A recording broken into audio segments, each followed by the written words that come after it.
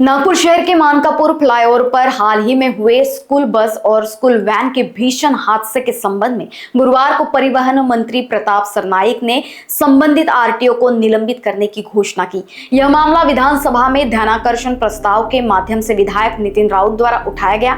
परिवहन मंत्री प्रताप सरनाईक ने स्वीकार किया कि यह ध्यानाकर्षण प्रस्ताव वास्तविक स्थिति पर आधारित है। पहिल्या टप्प्यामध्ये 216 बस स्टँड आणि बस डेपो जे आहेत त्याचं आम्ही बस पोर्टमध्ये रूपांतर करणार आहोत। शहरी भागामधलेच सगळे डेपो विकसित करण्याच्या ऐवजी त्या एका शहरी भागातल्या डेपो बरोबर ग्रामीण भागातले 2 डेपो आम्ही विकसित करायला देणार आहोत, जेणेकरून ग्रामीण भागातली डेपो चांगल्या प्रकारे विकसित होऊ शकेल आणि राज्यामध्ये हा महत्त्वपूर्ण प्रकल्प माननीय मुख्यमंत्री देवेंद्रजी फडणवीस, उपमुख्यमंत्री आदरणीय अजितदादा पवार आणि आमच्या पक्षाचे मुख्य नेते उपमुख्यमंत्री श्री एकनाथ शिंदे साहेबांच्या माध्यमातून सर्व ठिकाणी राबवत आहोत। निविदा प्रक्रियेला सुरुवात झालेली आहे। पुढल्या 2 महिन्यामध्ये ते अंतिम टप्प्यामध्ये येईलच। पण प्रामुख्याने राज्यामध्ये परिवहन मंत्री असताना एक महत्त्वपूर्ण निर्णय आम्ही घेतलेला आहे। कालच लक्षवेधी विद्यार्थी वाहतूक करत असलेल्या बसेस किंवा विद्यार्थी वाहतूक करत असलेल्या ज्या काही गाड्या आहेत त्यामध्ये अपघाताची मालिका सातत्याने होत आहे। गेल्या अनेक वर्षापासून आपल्याला ही कल्पना आहे की राज्यामध्ये रोड ॲक्सिडेंटचं प्रमाण हे मोठ्या प्रमाणात झालेलं आहे। याचं कारण आम्हाला कळलं की 40% जे पादचारी असतात ते अपघातामध्ये बळी पडतात, 2 व्हीलरवाले जे असतात ते सुद्धा अपघातामध्ये बळी पडतात। अशी त्यांची संख्या फार मोठ्या प्रमाणात 60% तर बळी पडणाऱ्यांची संख्या ही रस्त्यावरून ट्रॅफिकच्या माध्यमातून किंवा क्रॉसिंगच्या माध्यमातून जे लोक ट्रॅफिकच्या ज्या सूचना असतात त्याचं अवलोकन न करत असल्यामुळे मृत्युमुखी पडत असल्याच्या गोष्टी आमच्या निदर्शनास आलेल्या आहे।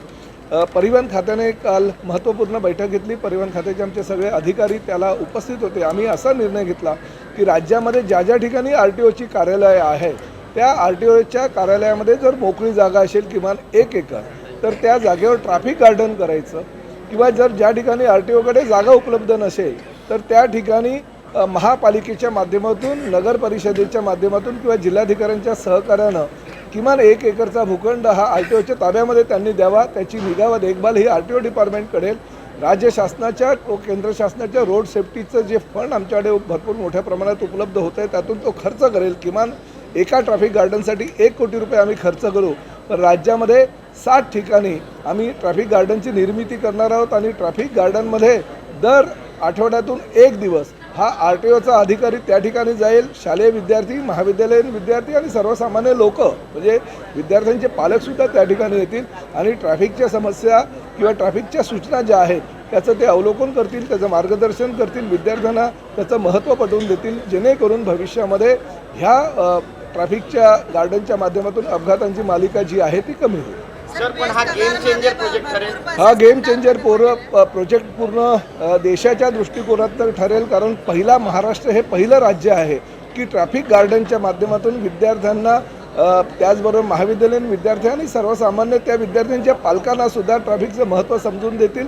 आजपर्यंत ट्रॅफिकच्या ह्या समस्यांमुळे अनेक लोकांचे जीव गेलेले आहेत आणि त्यामुळे ती संख्या दिवसेंदिवस वाढते आहे। ही संख्या कमी करायची असेल तर जनजागृती हा फार मोठा पर्याय आहे। झेब्रूची निर्मिती आम्ही केलेली आहे। झेब्रूच्या माध्यमातून एक शुभंकर दारोदारी जाऊन समाजातील सर्वसामान्य जनतेला त्याची माहिती देईल, परंतु ट्रॅफिक गार्डनच्या माध्यमातून शालेय शिक्षणामध्येच ह्या ट्रॅफिक गार्डनचं महत्त्व जर विद्यार्थ्यांना पटवून दिलं आणि लहानपणापासून म्हणजे ज्युनियर KG सिनियर KGच्या विद्यार्थ्यांनाच ट्रॅफिकच्या सगळ्या जे लोगो असतात किंवा ट्रॅफिकबाबत जी माहिती द्यायची असते ती जर त्यांना मिळाली तर निश्चितपणे भविष्यामध्ये लोकांना एक मानसिकता बदलेल, विद्यार्थ्यांची मानसिकता बदलेल। कारण लहानपणापासून विद्यार्थ्यांच्या जीवनामध्ये असे जर धडे आपण गिरवून दिले तर त्याचा फायदा त्यांना मोठेपणी होत असतो आणि तीच गोष्ट लक्षात ठेवून 60 ठिकाणी ट्रॅफिक गार्डन उभारण्याचा निर्णय परिवहन विभागाने घेतलेला आहे। लोकवाहिनी मीडिया के लिए अविनाश तोतड़े, नागपुर।